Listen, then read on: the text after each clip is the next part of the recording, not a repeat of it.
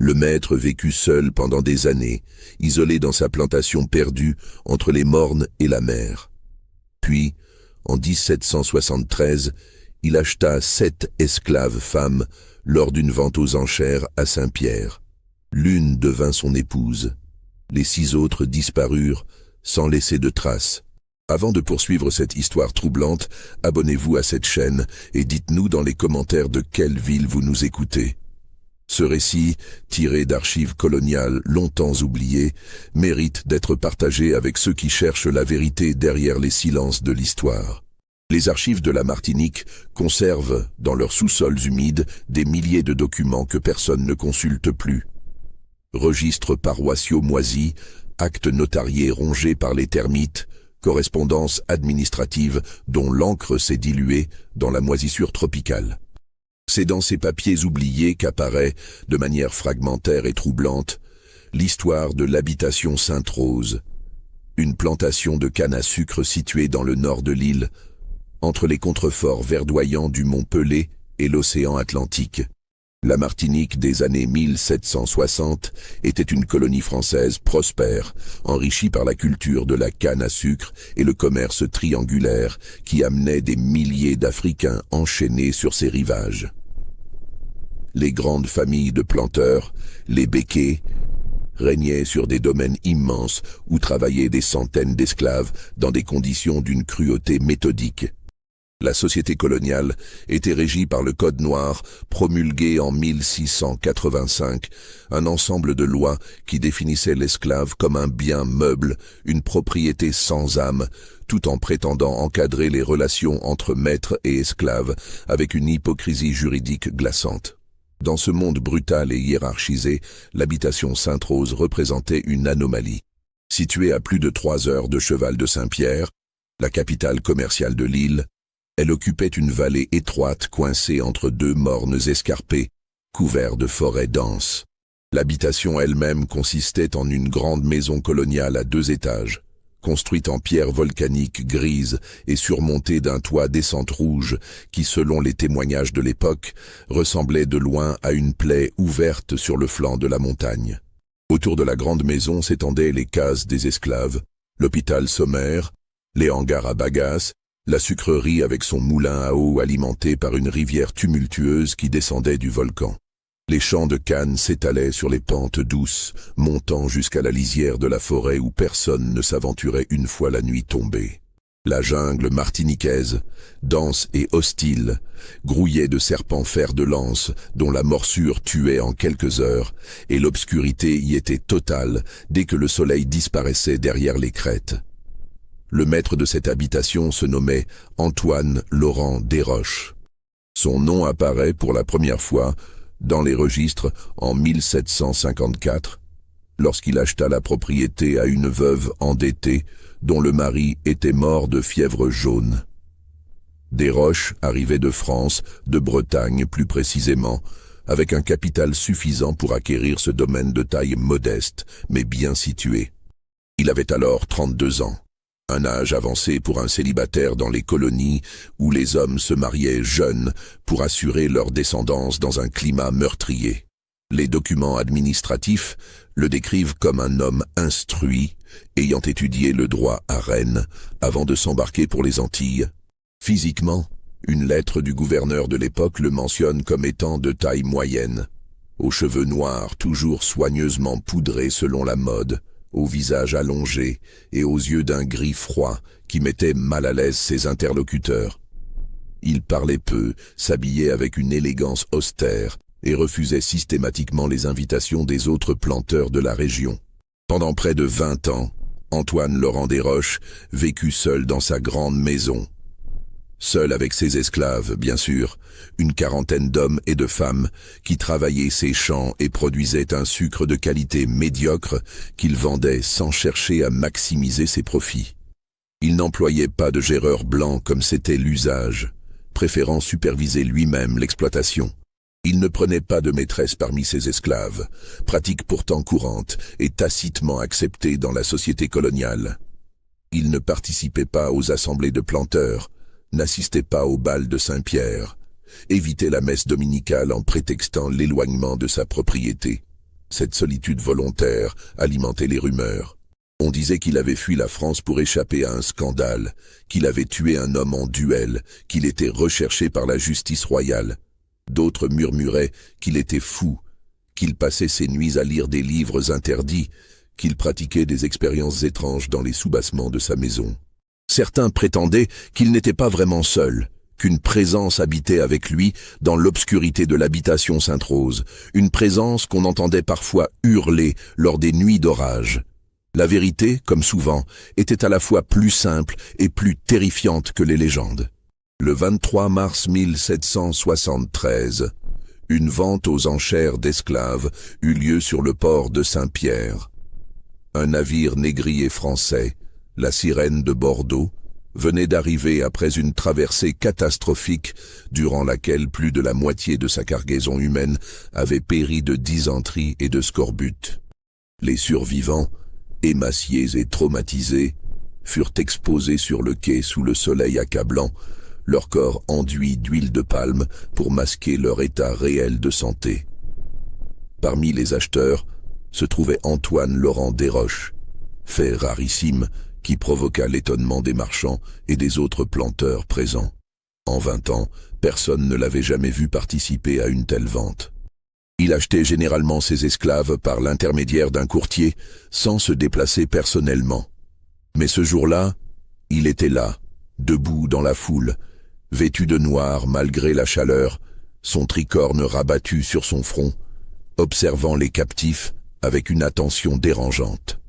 Selon le témoignage du commissaire-priseur consigné dans les archives notariales, Desroches attendit la fin de la vente principale. Quand tous les esclaves en bonne condition apparente eurent été vendus, il s'approcha et demanda à voir les invendus, ceux que les autres planteurs avaient rejetés. On lui montra un groupe de 7 femmes, toutes jeunes, âgées de 16 à 25 ans selon les estimations, mais dans un état lamentable. 4 venaient de la région du Dahomey, 3 du royaume Congo. Elles ne parlaient pas français, certaines étaient blessées, toutes étaient terrifiées. Desroches les examina longuement, une par une, sans les toucher, simplement en les observant avec son regard froid et méthodique. Puis, il annonça qu'il les prenait toutes les 7. Le prix était dérisoire, à peine 300 livres pour l'ensemble, soit moins que le coût d'un seul esclave en bonne santé. Le commissaire-priseur, surpris mais satisfait de se débarrasser de cette marchandise endommagée, rédigea rapidement l'acte de vente. Ce qui se passa ensuite fut rapporté par plusieurs témoins et consigné dans une lettre du capitaine de milice local au gouverneur. Desroches fit attacher les 7 femmes ensemble par une longue chaîne reliée à leurs chevilles. Il les fit monter dans une charrette couverte qu'il avait amenée de son habitation. Puis, sans un mot à quiconque, il grimpa sur le siège du cocher et fit claquer son fouet. La charrette s'ébranla et disparut dans les rues escarpées de Saint-Pierre, en direction du nord, vers les mornes et la forêt. Plusieurs planteurs qui connaissaient vaguement Desroches trouvèrent son comportement étrange. Pourquoi acheter 7 esclaves en mauvais état quand on pouvait en acquérir 1 ou 2 en bonne santé pour le même prix total? Pourquoi les transporter personnellement plutôt que de les faire convoyer par un contremaître? Et surtout, pourquoi toutes des femmes, alors que sa plantation avait besoin de bras masculins pour les travaux les plus durs? Ces questions restèrent sans réponse pendant les semaines qui suivirent. L'habitation Sainte-Rose retomba dans son silence habituel, isolée au bout de son chemin de terre défoncé. Les mois passèrent. La saison des pluies arriva avec ses déluges quotidiens qui transformaient les chemins en torrents de boue. Puis vint la saison sèche, le carême, période de travail intense dans les champs de canne. Ce fut en décembre 1773, 9 mois après la vente aux enchères, qu'un événement inhabituel se produisit.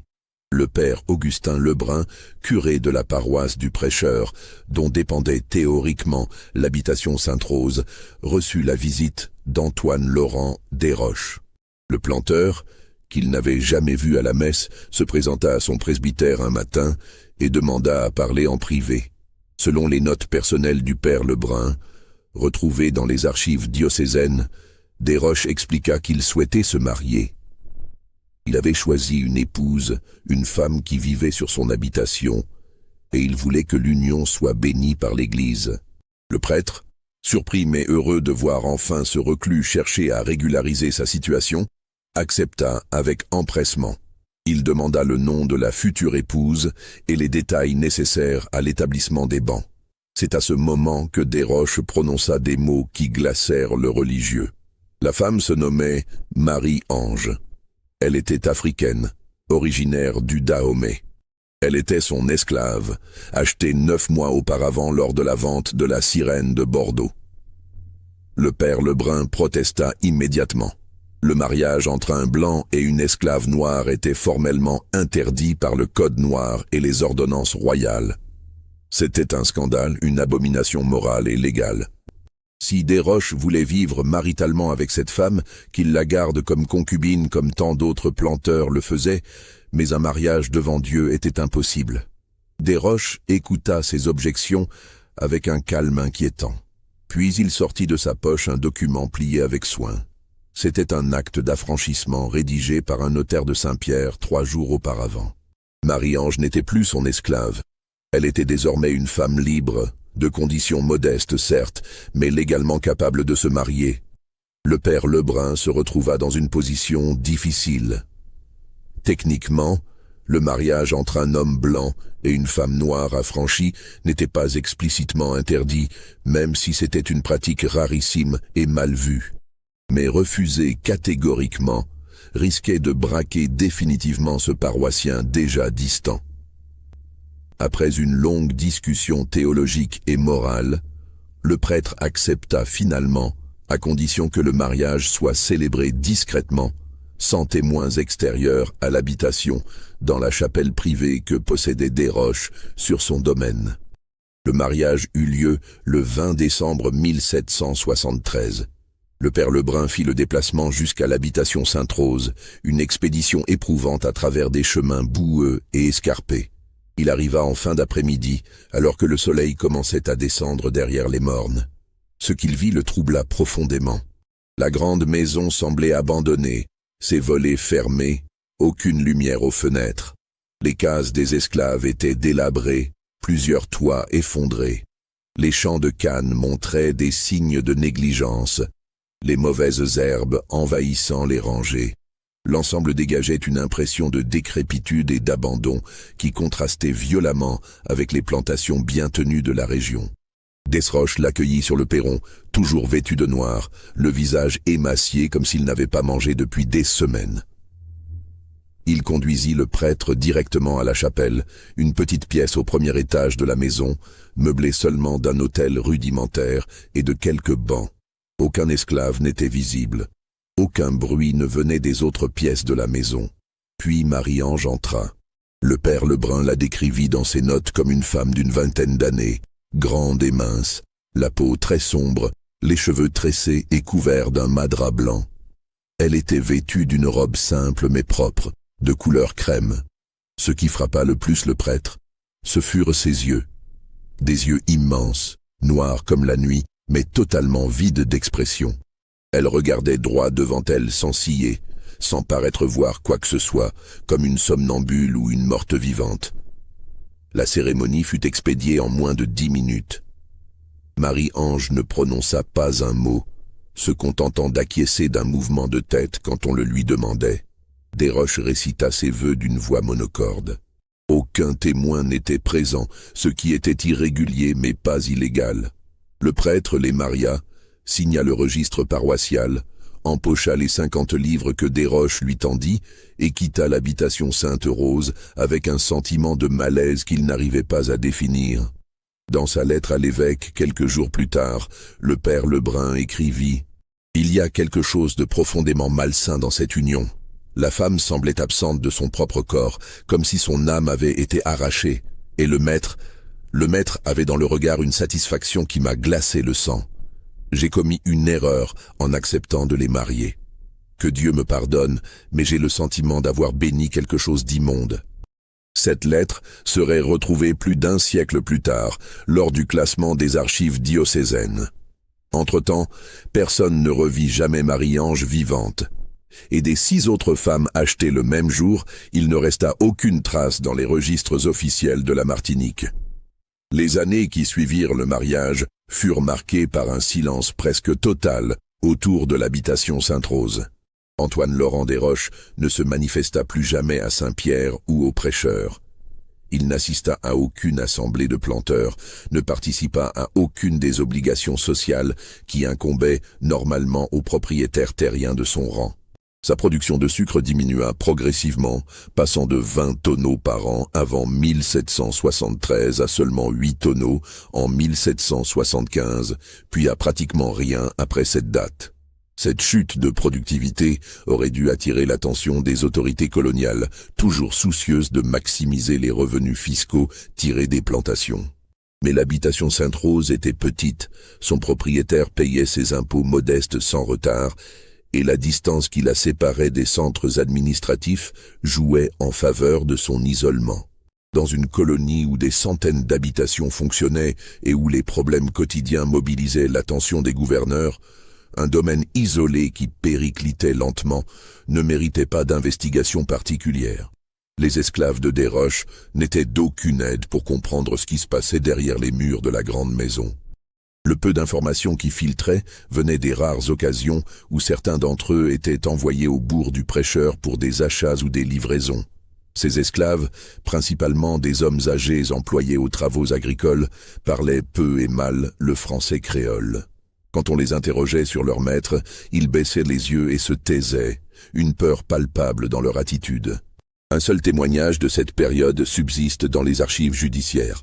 En janvier 1776, un esclave nommé Toussaint, appartenant à Desroches, fut arrêté par la maréchaussée alors qu'il tentait de fuir l'habitation. Le marronnage, la fuite des esclaves, était sévèrement puni par le Code noir.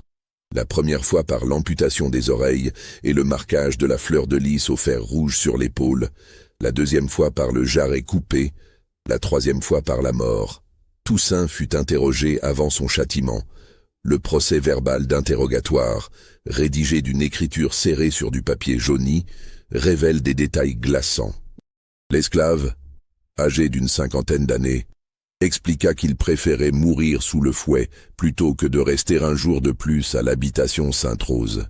Quand on lui demanda pourquoi, il parla d'abord de manière confuse, de cris dans la nuit, de femmes qui pleuraient, de choses enterrées dans la forêt. L'officier de maréchaussée, peu intéressé par ce qu'il considérait comme des superstitions d'esclaves, insista pour savoir si Toussaint accusait son maître de mauvais traitement physique. L'esclave nia. Desroches ne les frappait pas, ne les affamait pas, leur laissait même cultiver leur jardin vivrier. Mais il y avait autre chose, quelque chose que Toussaint peinait à expliquer dans son français approximatif. Il parla finalement des 7 femmes. Il dit qu'elles avaient été emmenées dans la grande maison le jour de leur arrivée et qu'on ne les avait plus jamais vues travailler au champ. Au début, on les entendait parfois, des pleurs et des gémissements qui venaient des fenêtres fermées de l'étage. Puis ces sons avaient cessé, l'un après l'autre, au fil des mois. Maintenant, il n'y avait plus que le silence, et parfois, très rarement, le bruit d'une seule voix qui chantonnait doucement dans une langue africaine. L'officier nota ces déclarations sans y accorder d'importance particulière. Les esclaves étaient connus pour propager des rumeurs et s'effrayer mutuellement avec des histoires de sorcellerie et de malédiction. Toussaint fut rendu à son maître après avoir reçu ses oreilles coupées et la marque au fer. Desroches paya l'amende requise et ramena son esclave mutilé à l'habitation. 1 mois plus tard, Toussaint s'enfuit de nouveau. Cette fois, il parvint à atteindre les hauteurs du mont Pelé, où s'étaient établies des communautés de marrons qui survivaient dans la forêt dense. Mais son évasion ne passa pas inaperçue. Une expédition punitive fut organisée, comme c'était systématiquement le cas pour décourager le marronnage. Les chasseurs d'esclaves furent payés pour traquer Toussaint et les autres fugitifs qu'ils pourraient capturer. Ils ne retrouvèrent jamais Toussaint. En revanche, ils découvrirent quelque chose d'autre dans les sous-bois au-dessus de l'habitation Sainte-Rose. Un des chasseurs, un mulâtre nommé Jean-Baptiste Lacroix qui servait régulièrement de guide pour ces expéditions, mentionna dans son rapport avoir trouvé des tumulus de pierre récemment aménagés, dissimulés sous la végétation dense. Ces monticules de roches volcaniques, alignés en rangées, ressemblaient à des tombes improvisées. La croix nota l'emplacement mais n'y toucha pas. Dans la culture créole de l'époque, déranger des sépultures, même supposées, portait malheur.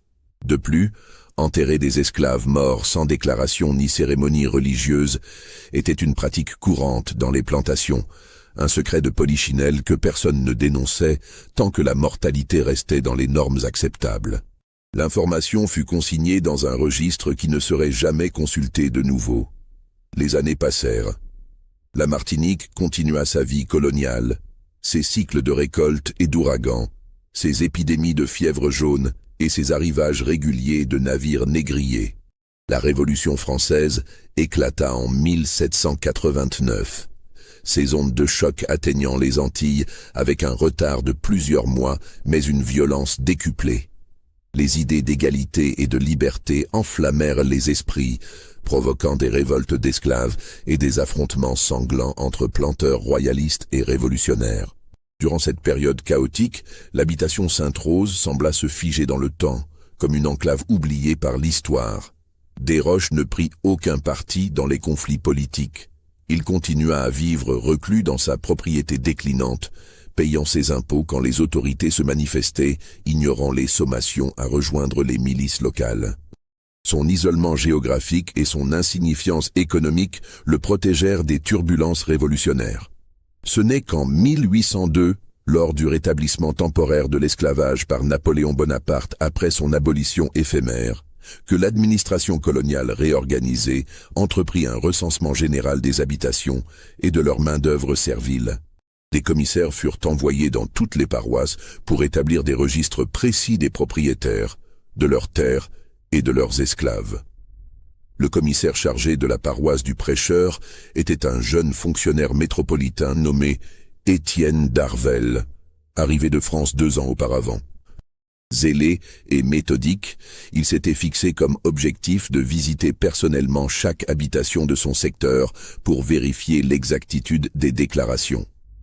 C'est ainsi qu'en novembre 1802, accompagné d'un écrivain et de 2 miliciens, il entreprit le voyage jusqu'à l'habitation Sainte-Rose. Le rapport qu'il rédigea à son retour, conservé dans les archives départementales de Fort-de-France, constitue le document le plus détaillé sur l'état de la propriété à cette époque. D'Arvelle y décrit une habitation dans un état d'abandon avancé. Les champs de canne avaient été largement envahis par la végétation sauvage. La sucrerie ne fonctionnait plus, son moulin à eau brisé, ses équipements rouillés. Les cases des esclaves étaient en ruine, seuls 3 ou 4 paraissant encore habités. Quant à la grande maison elle-même, D'Arvelle la décrit comme une bâtisse lugubre et délabrée, aux volets fermés en permanence, qui semblait avoir été abandonnée depuis des années, malgré les signes évidents qu'elle était encore habitée. De la fumée sortait de l'une des cheminées. Des poules picoraient dans la cour envahie d'herbes folles. Mais aucun visage n'apparaissait aux fenêtres, aucun son ne venait de l'intérieur. D'Arvelle frappa à la porte principale. Après un long moment, elle s'entr'ouvrit, révélant le visage d'Antoine Laurent Desroches. Le commissaire fut frappé par l'apparence du planteur. Desroches avait 50 ans mais en paraissait 70. Ses cheveux, autrefois noirs, étaient devenus entièrement blancs et pendaient en mèches grasses sur ses épaules. Son visage était émacié, la peau tendue sur les os comme celle d'un cadavre. Ses yeux, toujours gris, brillaient d'un éclat fiévreux dans leurs orbites creuses. Desroches refusa catégoriquement de laisser entrer les visiteurs. Il resta sur le seuil, bloquant l'accès, et répondit aux questions du commissaire d'une voix rauque et impatiente. Oui, il possédait encore l'habitation.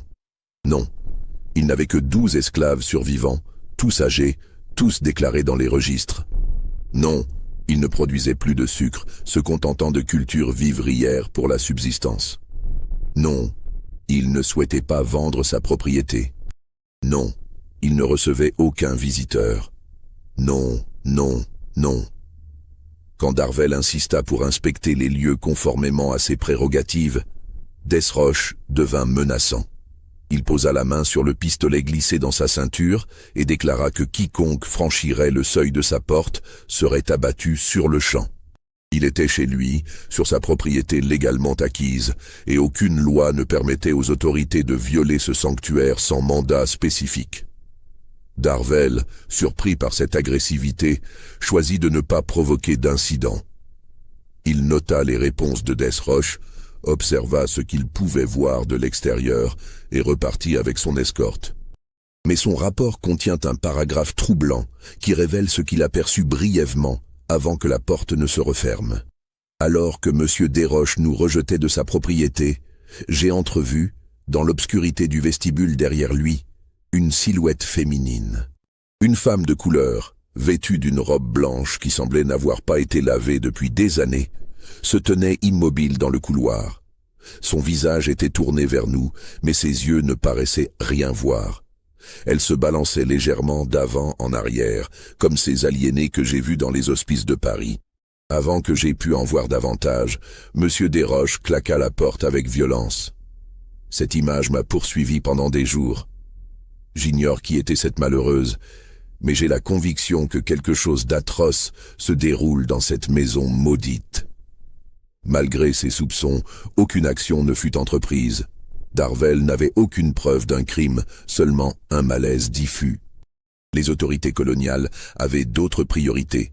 Pacifier les révoltes d'esclaves, restaurer la production sucrière, gérer les tensions entre anciens révolutionnaires et royalistes revenus. Un planteur excentrique et misanthrope qui vivait en reclus sur une propriété déclinante n'était pas une priorité. L'habitation Sainte-Rose retomba dans l'oubli. Les années 1800 passèrent. La Martinique connut de nouveaux bouleversements. L'occupation britannique de 1809 à 1814, le retour sous administration française, les épidémies de choléra, les ouragans dévastateurs. Dans ce contexte tumultueux, personne ne prêtait attention à une plantation abandonnée au bout d'un chemin perdu dans les mornes du Nord. C'est en 1823 que l'histoire de l'habitation Sainte-Rose ressurgit brutalement à la lumière. Un jeune homme de 25 ans se présenta un matin au bureau du notaire royal de Saint-Pierre. Il se nommait Charles-Henri Desroches et prétendait être le fils légitime d'Antoine Laurent Desroches et de son épouse Marie-Ange. Le notaire, maître Fabien Durocher, reçut ce visiteur inattendu avec scepticisme. Charles-Henri était un mulâtre à la peau claire, aux cheveux bouclés châtain foncé, aux traits fins qui portaient effectivement une ressemblance troublante avec les descriptions d'Antoine Laurent Desroches dans sa jeunesse. Il était vêtu avec simplicité, mais propreté, s'exprimait dans un français parfait, quoique marqué d'un léger accent créole, et se comportait avec une politesse méticuleuse qui trahissait une éducation soignée. Il expliqua au notaire qu'il avait été élevé dans le sud de l'île, à Fort-Royal, par des religieuses de l'ordre des Ursulines qui tenaient un orphelinat. Sa mère l'avait amené là quand il avait 3 ans, en 1801, et ne l'avait plus jamais revu. Les sœurs lui avaient appris à lire, écrire et compter. Elles lui avaient enseigné le latin, un peu de grec, les mathématiques et la philosophie. Elle l'avait traité avec une bienveillance inhabituelle pour un enfant métis, lui donnant même un nom de famille, Desroches, celui de son père. À sa majorité, en 1819, les religieuses lui avaient remis une lettre cachetée qu'elle gardait depuis son arrivée. Cette lettre, qu'il présenta au notaire, était écrite de la main d'Antoine Laurent Desroches.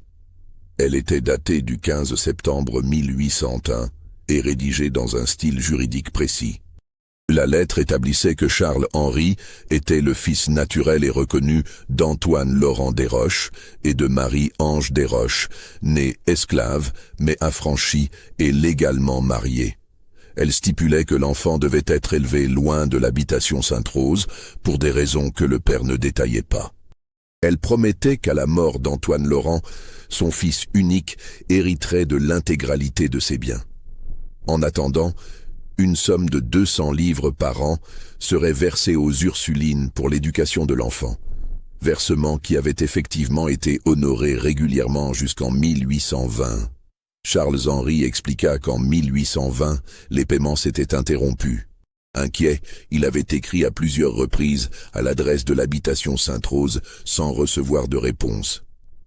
Les religieuses l'avaient alors encouragé à prendre contact avec les autorités pour clarifier sa situation.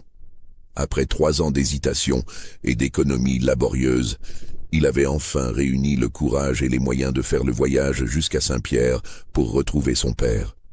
Maître Durocher examina les documents avec attention. La lettre semblait authentique, l'écriture correspondait aux rares échantillons qu'il possédait de la signature de Desroches dans les archives notariales. Les reçus des versements aux Ursulines étaient en ordre, tous signés par Antoine Laurent Desroches. Sur le plan légal, le jeune homme avait potentiellement des droits, même si sa qualité de métis compliquait considérablement la situation successorale dans la société esclavagiste de la Martinique. Le notaire accepta de l'accompagner jusqu'à l'habitation Sainte-Rose pour établir si Antoine Laurent Desroches était encore en vie et, le cas échéant, pour discuter de la reconnaissance officielle de sa paternité. Un huissier et un greffier furent également convoqués pour documenter la visite. Le petit groupe se mit en route par un matin de février 1823, sous un ciel lourd annonçant l'une des dernières pluies de la saison sèche. Le voyage jusqu'à l'habitation prit près de 5 heures, à travers des chemins détériorés par des années de négligence. Quand ils arrivèrent en vue de la propriété, le spectacle qui s'offrit à eux était celui d'une ruine. La grande maison tenait encore debout, mais son toit s'était partiellement effondré sur un côté. Les volets pendèrent de travers. Le crépi gris des murs était tombé par plaques, révélant les pierres volcaniques nues. La végétation avait envahi la cour, des lianes grimpant jusqu'au premier étage. Les cases des esclaves n'existaient plus, remplacées par des amas de planches pourries. Les champs de canne avaient totalement disparu sous une jungle secondaire dense. Seule la sucrerie en ruine se dressait encore, son toit de tôle rouillé brillant faiblement sous le soleil voilé. L'ensemble dégageait une impression d'abandon total, comme si personne n'avait vécu là depuis des décennies. Pourtant, en s'approchant, ils perçurent des signes de vie. Un feu brûlait dans la cheminée de la cuisine, sa fumée s'élevant en volutes grises. Des corbeaux s'envolèrent d'un tas d'ordures près de l'entrée. Et quelque chose d'autre, une odeur lourde et âcre que le notaire identifia immédiatement, l'odeur de la maladie et de la mort. Maître Durocher frappa à la porte d'entrée, pas de réponse. Il frappa de nouveau, plus fort, en annonçant sa qualité officielle. Toujours rien. L'huissier suggéra de faire le tour de la maison pour chercher une autre entrée. C'est alors que la porte s'ouvrit dans un grincement lugubre. Antoine Laurent Desroches apparut dans l'embrasure. Ce n'était plus un homme, mais un spectre. Il se tenait voûté, s'appuyant sur un bâton, vêtu de haillons qui avaient été autrefois des vêtements de qualité. Sa peau était d'une pâleur maladive, presque translucide, tendue sur un crâne décharné. Ses cheveux blancs pendaient en mèches sales jusqu'aux épaules. Mais le plus effrayant était son regard. Ses yeux gris avaient perdu toute humanité, réduits à 2 points brillants dans des orbites creuses, regard de fou ou de mourant. Il les fixa un long moment sans parler, comme s'il avait oublié l'usage de la parole. Puis son regard se posa sur Charles-Henri. Quelque chose bougea dans ses yeux, une lueur de reconnaissance ou peut-être de terreur. « Toi » murmura-t-il d'une voix cassée. « Tu n'aurais pas dû revenir, tu n'aurais jamais dû venir ici. » Charles-Henri fit un pas en avant, ému malgré l'apparence repoussante de cet homme qui était son père. « Père, je suis votre fils, Charles-Henri. Vous ne me reconnaissez pas ?» Desroches émit un rire qui ressemblait à un sanglot. « Je te reconnais, tu as ses yeux, les yeux de ta mère. Mais elle n'a plus Dieu maintenant. » Un silence glacé suivit ces mots. Le notaire intervint rapidement, expliquant l'objet de leur visite, les questions juridiques à régler, la nécessité d'établir clairement la situation. Desroches l'écouta à peine. Il gardait son regard fixé sur Charles-Henri avec une expression mêlant effroi et fascination. Finalement, il s'écarta de la porte. Entrez, dit-il. Puisque vous êtes venu, entrez. Mais n'allez pas au premier étage. Ne montez pas. Jamais. Ils pénétrèrent dans la maison avec une appréhension croissante. L'intérieur était dans un état indescriptible. Des années de crasse couvraient le sol. Les meubles, autrefois élégants, étaient brisés ou renversés. Des piles de livres moisis s'entassaient dans les coins. Des détritus s'accumulaient partout. L'odeur de maladie et de pourriture était si forte qu'ils durent se couvrir le nez avec leurs mouchoirs. Desroches les conduisit dans ce qui avait été le salon. Il leur désigna des chaises vermoulues et s'effondra lui-même dans un fauteuil rongé par l'humidité. Puis, sans attendre leurs questions, il se mit à parler. Ce qu'il dit au cours de l'heure qui suivit fut consigné par le greffier dans un procès-verbal qui constitue le témoignage le plus détaillé et le plus glaçant de toute cette histoire. Antoine Laurent Desroches parla longtemps, sa voix rauque emplissant le salon délabré. Parfois il s'interrompait pour tousser violemment, crachant dans un mouchoir taché de sang. Parfois il s'égarait dans des digressions confuses, avant de revenir au fil de son récit. Mais l'essentiel de ce qu'il révéla fut fidèlement transcrit par le greffier, ses mains tremblantes formant les lettres sur le papier jauni. Il commença par le début, par son arrivée en Martinique en 1754.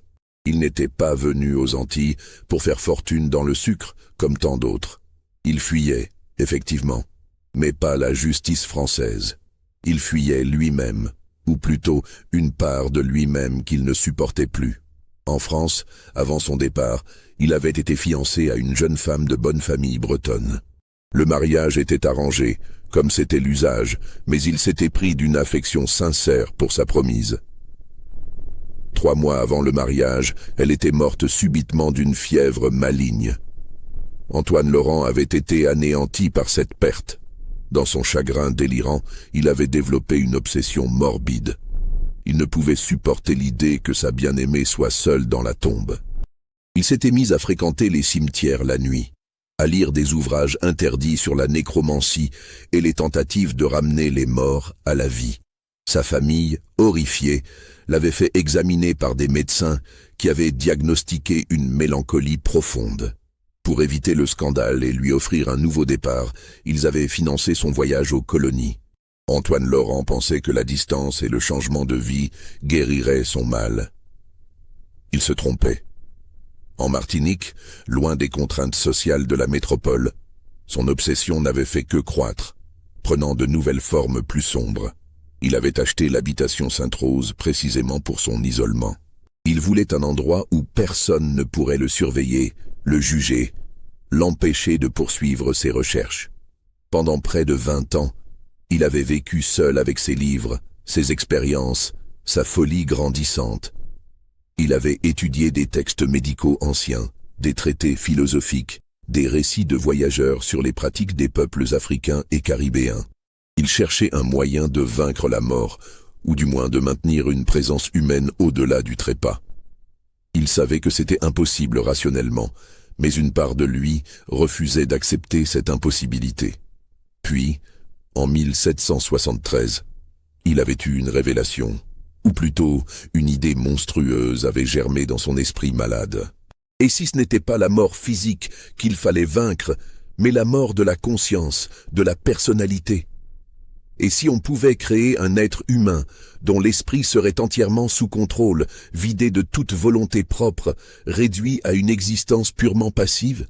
C'était alors qu'il avait décidé d'acheter les 7 esclaves femmes.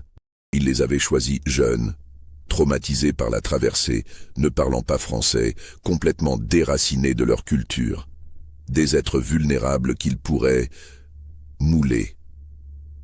À ce point de son récit, Charles-Henri voulut l'interrompre, horrifié par ce qu'il entendait. Mais le notaire lui fit signe de se taire. Il devait entendre jusqu'au bout, aussi atroce que soit le témoignage. Desroches continua. Il avait enfermé les 7 femmes au premier étage de la maison, chacune dans une pièce séparée. Il leur avait donné à manger et à boire, mais les avait maintenues dans l'obscurité presque totale, dans le silence et l'isolement complet. Il ne leur parlait jamais, ne répondait jamais à leurs cris et à leurs supplications. Il voulait briser leur esprit, les réduire à un état de soumission absolue. Pendant des mois, il avait mené cette expérience cruelle. Une des femmes était morte rapidement, incapable de supporter le confinement. Une autre s'était mutilée jusqu'à en mourir. 2 autres avaient sombré dans une folie violente qui les avait menés au suicide. Une 5e était morte de faim, refusant de s'alimenter. Une 6e avait développé une fièvre et avait péri en quelques jours, sans que Desroches appelle un médecin. Il ne restait plus qu'une seule survivante, Marie-Ange, celle qui ne s'était pas révoltée, qui n'était pas morte, qui avait simplement cédé. Au bout d'1 an d'isolement, elle était devenue exactement ce que Desroches avait voulu créer. Un être humain vidé de toute volonté, de toute personnalité, une coquille vivante qui obéissait mécaniquement à tous les ordres. Il l'avait alors sortie de sa cellule, l'avait affranchie pour pouvoir l'épouser légalement, avait organisé ce mariage grotesque que le père Lebrun avait béni sans comprendre l'horreur qu'il cautionnait. Marie-Ange était devenue son épouse, vivant avec lui dans la grande maison, partageant son lit, portant son enfant. Mais elle n'était plus vraiment humaine. Elle existait comme une somnambule, accomplissant les tâches quotidiennes sans jamais montrer la moindre émotion, la moindre volonté propre. Elle ne parlait que quand on lui posait une question directe, et encore, par monosyllabe. Elle ne riait jamais, ne pleurait jamais, ne semblait rien ressentir. Ses yeux restaient vides, regardant sans voir. Quand l'enfant était né, en octobre 1800, Desroches avait été confronté à une évidence terrifiante. Il ne pouvait pas garder cet enfant avec lui, l'exposer à la vie de l'habitation Sainte-Rose, à la présence de cette mère fantôme, serait le condamner à grandir dans la folie. Avec un sursaut de conscience, ou peut-être simplement de peur des conséquences, il avait envoyé le nouveau-né aux Ursulines, accompagné de sa lettre et de la promesse d'un financement. Les années avaient passé. Desroches continuait à vivre avec Marie-Ange, cette créature qu'il avait fabriquée et qui le terrifiait autant qu'elle le fascinait. Il ne la maltraitait pas physiquement, mais sa simple présence était une torture psychologique constante. Elle était devenue le miroir de sa propre monstruosité, la preuve vivante de ce qu'il était capable de faire. Progressivement, il avait négligé l'habitation, laissant les champs retourner à la jungle, les bâtiments tomber en ruine, les esclaves survivants vieillir sans être remplacés. Il ne quittait presque plus la maison, passant ses journées dans le salon à lire et relire les mêmes livres, ses nuits à écouter Marie-Ange se déplacer silencieusement dans les pièces du premier étage. Puis, vers 1810, quelque chose avait changé. Marie-Ange avait commencé à chanter, des mélodies africaines qu'elle fredonnait doucement, toujours les mêmes, inlassablement. C'était le premier signe d'une volonté autonome depuis des années. Desroches ne savait pas si c'était un retour de sa personnalité originelle ou simplement une nouvelle forme de folie. Elle chantait surtout la nuit, se tenant debout devant les fenêtres fermées du premier étage, regardant dans l'obscurité. Desroches l'entendait d'en bas, cette voix douce et monotone qui résonnait dans les pièces vides. Il ne montait plus jamais au premier étage. Il avait peur de ce qu'il pourrait y trouver. En 1820, l'un des derniers esclaves était mort. Desroches avait enterré le corps dans la forêt, comme il l'avait fait pour les 6 femmes mortes des décennies auparavant, comme il l'avait fait pour tous ceux qui étaient morts sur sa propriété au fil des années. Les tumulus de pierre avaient fini par former une nécropole clandestine dans les sous-bois au-dessus de l'habitation. Après cette mort, il était resté seul avec Marie-Ange et 2 esclaves âgés qui s'occupaient du potager et des poules. Il n'avait plus envoyé d'argent aux Ursulines. Il n'en avait plus. Sa fortune était épuisée. Il attendait simplement la mort, la sienne ou celle de Marie-Ange. Peu importait laquelle viendrait en premier. Et maintenant vous êtes là, conclut Desroches en fixant son fils. Vous voulez votre héritage? Prenez-le. Prenez cette maison maudite, ces terres mortes, cette femme qui n'est plus une femme. Prenez tout, et que Dieu vous pardonne. Un long silence suivit cette confession. Le notaire, l'huissier et le greffier étaient pétrifiés, incapables de parler. Charles-Henri avait le visage ravagé par les larmes, bouleversé par l'horreur de ce qu'il venait d'apprendre. « Où est-elle » demanda finalement le jeune homme. « Où est ma mère ?» Desroches leva les yeux vers le plafond. Là-haut, au premier étage. Elle n'en est jamais descendue depuis des années. Je lui monte à manger et à boire une fois par jour. Elle prend ce que je lui donne, puis elle retourne à sa fenêtre et elle chante. Charles-Henri se leva brusquement. « Je veux la voir. »« Non. » Desroches tenta de se lever de son fauteuil, mais ses forces le trahirent. « Je vous ai dit de ne pas monter. Vous ne devez pas. » Mais Charles-Henri s'était déjà dirigé vers l'escalier. Le notaire et les autres le suivirent, ignorant les protestations affaiblies de Desroches. Ils montèrent les marches branlantes, dans une obscurité presque totale, l'odeur de pourriture s'intensifiant à chaque pas. Le premier étage était un dédale de pièces dont les portes étaient toutes fermées. Une seule était entr'ouverte, au fond du couloir. C'est de là que venait une voix féminine qui chantait doucement, inlassablement, une mélopée dans une langue africaine. Charles-Henri s'approcha de la porte, le cœur battant. Il la poussa complètement et entra. La pièce dans laquelle Charles-Henri pénétra avait été autrefois une chambre élégante. On devinait encore les restes d'un lit à baldaquin effondré, d'une armoire renversée, d'un miroir brisé dont les éclats jonchaient le sol. Mais tout était recouvert d'une couche épaisse de poussière et de crasse, accumulée pendant des décennies. Les murs étaient couverts de moisissures noires qui dessinaient des formes organiques et menaçantes. Au centre de la pièce, debout face à la fenêtre dont les volets étaient entr'ouverts, laissant passer une mince raie de lumière, se tenait une femme, Marie-Ange. Elle était vêtue de la même robe blanche que lors du mariage, mais le tissu était devenu gris de crasse, déchiré par endroits, pendant sur son corps émacié. Ses cheveux, autrefois tressés, formaient maintenant une masse emmêlée qui descendait jusqu'à la taille. Elle était pieds nus, sa peau couverte de plaies et d'échymoses anciennes. Mais le plus terrible était son visage. Quand elle se retourna lentement vers les intrus, ils virent qu'elle n'avait effectivement plus d'yeux. Ses orbites étaient deux cavités vides et sombres. Pourtant, elle sembla les voir, tournant son visage mutilé dans leur direction. Charles-Henri poussa un cri d'horreur et recula. Le notaire porta la main à sa bouche pour retenir un haut-le-cœur. L'huissier s'appuya contre le mur, ses jambes ne le portant plus. Seul le greffier, par réflexe professionnel, continua à noter ce qu'il voyait, sa plume griffonnant frénétiquement sur le papier. Marie-Ange ne réagit pas à leurs cris. Elle resta immobile un moment, puis se remit à chanter doucement. Sa voix était claire et mélodieuse, contrastant horriblement avec son apparence. Elle chantait une berceuse dans sa langue maternelle, un chant doux et triste qui parlait d'un enfant perdu, d'une mère qui attend son retour, d'un rivage lointain où les âmes trouvent la paix. Charles-Henri se ressaisit difficilement. Il fit un pas en avant, puis un autre. Il voulait fuir, mais quelque chose le poussait à s'approcher de cette femme qui était sa mère, de cette victime qui avait subi l'impensable. « Mère », murmura-t-il en français. Puis, cherchant dans sa mémoire les quelques mots de fond que les Ursulines lui avaient appris. « Mère, je suis votre fils, je suis revenu. » Marie-Ange cessa de chanter. Un long silence s'installa. Puis, lentement, elle tendit les mains en avant, tâtonnant dans le vide.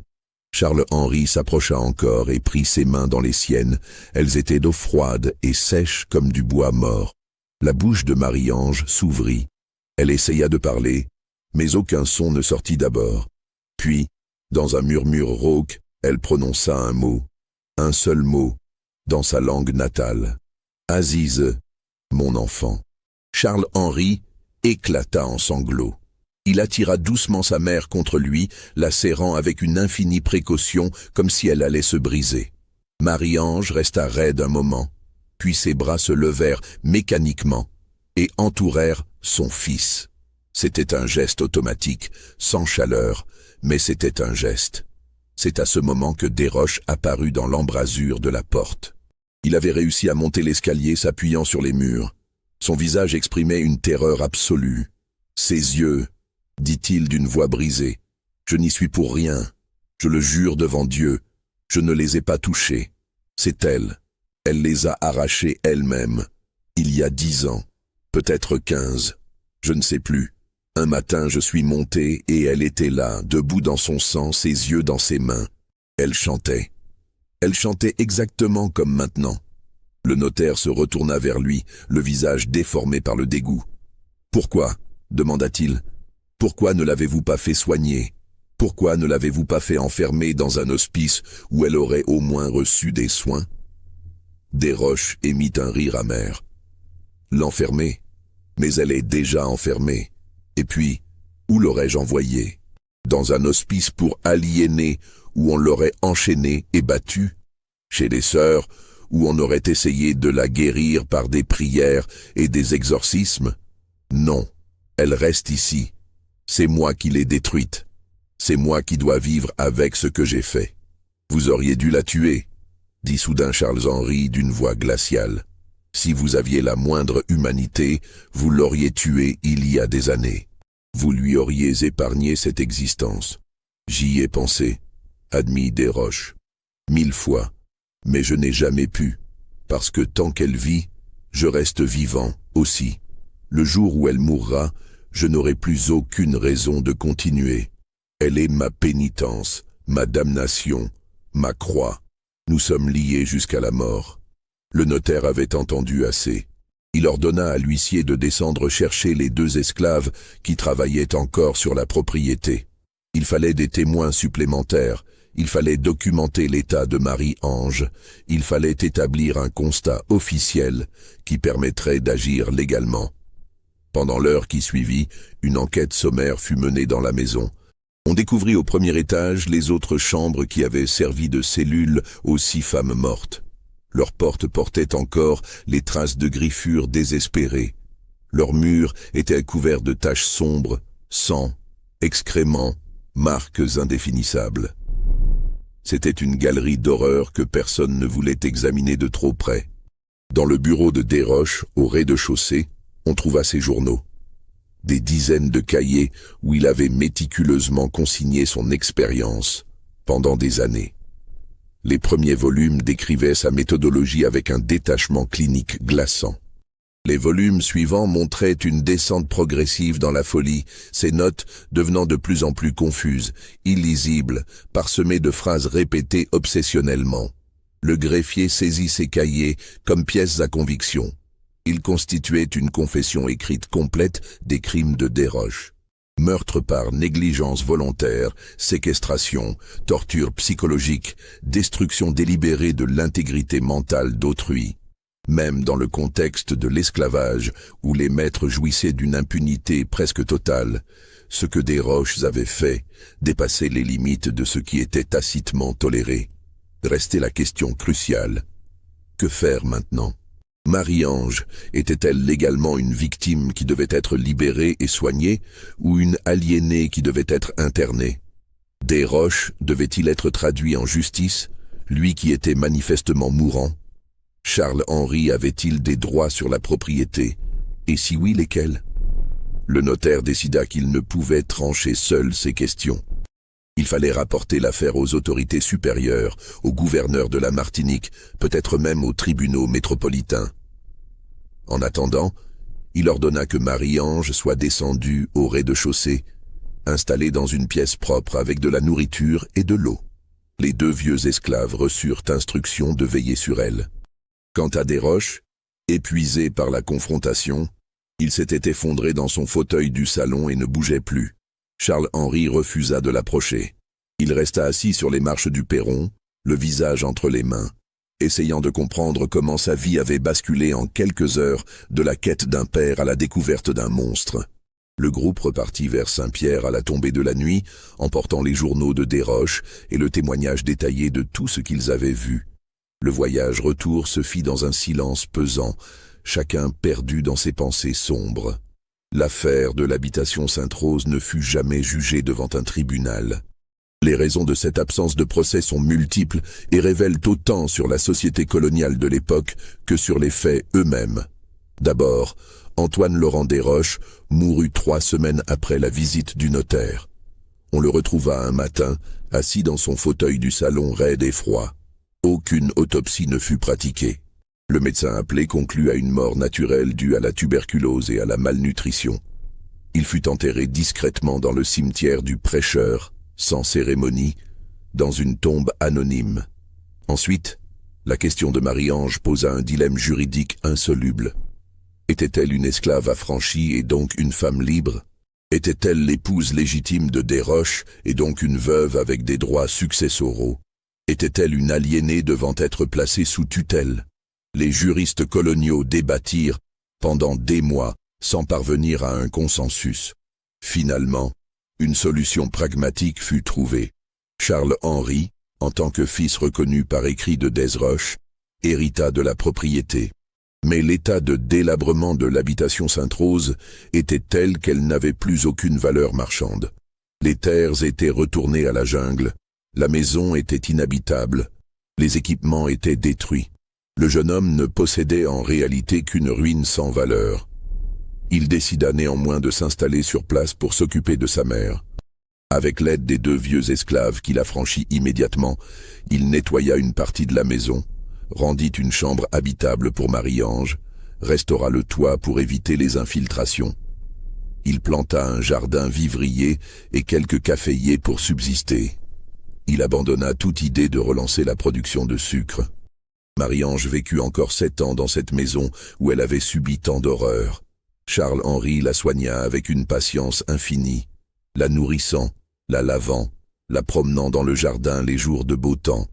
Elle ne parla jamais, ne montra jamais qu'elle reconnaissait son fils.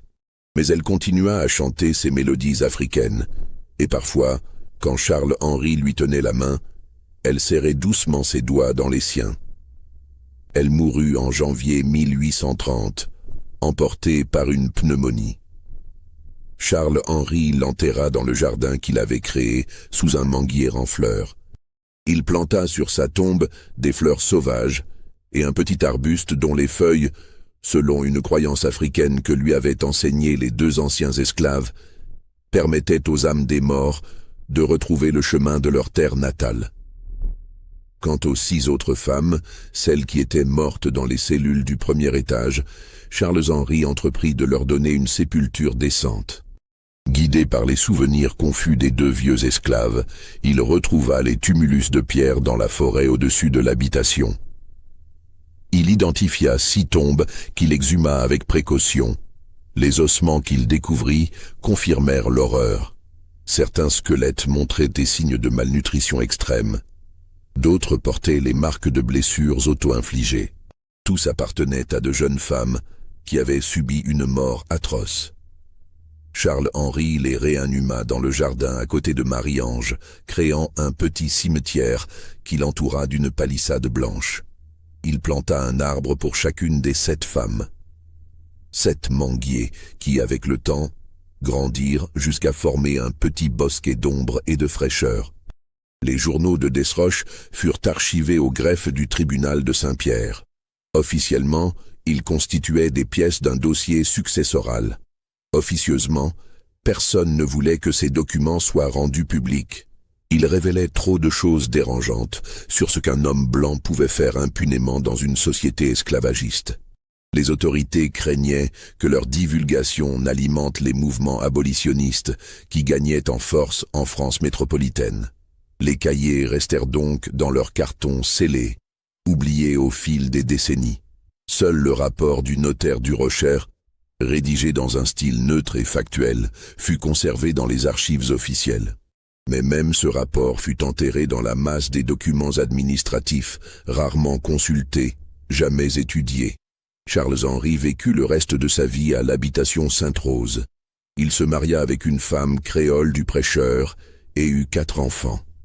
Il cultiva son jardin, ses caféiers et quelques bananiers, vivant modestement mais en paix. Il ne parla jamais publiquement de ce qui s'était passé dans cette maison, mais il éleva ses enfants dans le respect de la mémoire de leur grand-mère Marie-Ange et des 6 autres femmes qui reposaient sous les manguiers. Quand il mourut en 1867, à l'âge de 69 ans, l'esclavage avait été définitivement aboli en Martinique depuis 19 ans. Ses enfants héritèrent de la propriété, mais aucun ne voulut y vivre. La grande maison fut abandonnée de nouveau, cette fois définitivement. La jungle reprit ses droits, engloutissant lentement les bâtiments. Seul le jardin avec les 7 manguiers fut entretenu par les descendants de Charles-Henri pendant encore quelques générations. Ils venaient régulièrement nettoyer les tombes, remplacer les fleurs fanées, maintenir les arbres en bonne santé. Mais avec le temps, même cette tradition se perdit. Les jeunes générations ne comprenaient plus pourquoi il fallait s'occuper de ce lieu reculé, de ces tombes anonymes. Au XXIe siècle, l'habitation Sainte-Rose n'existe plus que comme toponyme sur les cartes anciennes de la Martinique. La maison s'est effondrée depuis longtemps. La végétation tropicale a tout recouvert. Si vous saviez où chercher, si vous remontiez le mauvais chemin qui part du Prêcheur vers les hauteurs du mont Pelé, si vous vous enfonciez dans la jungle épaisse, vous pourriez peut-être encore trouver les vestiges des fondations en pierre volcanique grise. Et si vous cherchiez bien dans une petite clairière envahie par les lianes et les fougères, vous pourriez trouver 7 manguiers immenses et noueux, beaucoup plus vieux que tous les autres arbres environnants. Leurs racines forment un réseau complexe qui affleure du sol, créant des creux et des bosses dans la terre rouge. Sous chaque arbre, si vous grattiez la couche d'humus et de feuilles mortes, vous trouveriez peut-être encore les restes d'une bordure de pierre blanche, traces d'anciennes sépultures que personne ne visite plus. Les gens du Prêcheur évitent ce secteur. Ils disent que c'est à cause des serpents fer de lance qui y sont nombreux, ou à cause des pluies torrentielles qui rendent le terrain dangereux. Mais les plus vieux, ceux qui se souviennent des histoires racontées par leurs grands-parents, parlent d'autre chose. Ils disent qu'on entend parfois des chants dans cette partie de la forêt. Des chants de femmes, dans une langue que personne ne comprend, portés par le vent qui descend du volcan. Des chants de berceuse pour un enfant qui ne reviendra jamais. Des chants de deuil pour une terre natale à jamais perdue. Des chants qui rappellent qu'il y a eu, dans cette vallée oubliée, 7 femmes qui ont subi l'inimaginable aux mains d'un homme qui voulait jouer à Dieu. Cette histoire, aussi sombre soit-elle, repose sur des documents réels conservés dans les archives de la Martinique. Les journaux de Desroches existent, scellés dans les sous-sols du palais de justice de Fort-de-France. Le rapport du notaire du Rocher est consultable pour ceux qui ont la patience de fouiller les registres coloniaux. Les actes de mariage, d'affranchissement, les relevés de vente d'esclaves, tout existe quelque part dans ces montagnes de papier moisi que personne ne lit plus. Mais peut-être que certaines histoires doivent rester dans l'ombre. Peut-être que certains crimes sont trop monstrueux pour être constamment rappelés, ou peut-être que, au contraire, nous devons nous souvenir de ce dont les êtres humains sont capables quand ils disposent d'un pouvoir absolu sur d'autres êtres humains. L'esclavage a créé des milliers d'habitations Sainte-Rose à travers les Amériques. Des milliers de lieux où des horreurs se sont déroulées, loin des regards, protégés par le silence, l'isolement et l'indifférence d'une société qui préférait ne pas voir. Alors dites-nous, croyez-vous que tout cela s'est vraiment passé ? Pensez-vous qu'un homme a réellement pu commettre de tels actes? Ou préférez-vous croire que ce n'est qu'une histoire inventée pour vous faire frissonner? Abonnez-vous à cette chaîne pour découvrir d'autres secrets enfouis dans les archives de l'histoire. Commentez ci-dessous pour partager vos réflexions sur cette tragédie oubliée. Et surtout, partagez cette vidéo avec ceux qui pensent connaître toute l'histoire de l'esclavage. Parce que l'histoire, la vraie, est souvent bien plus terrifiante que n'importe quel conte fantastique. Et quelque part, dans la jungle martiniquaise, 7 manguiers continuent de pousser, témoins silencieux d'un crime que le temps n'a jamais vraiment effacé.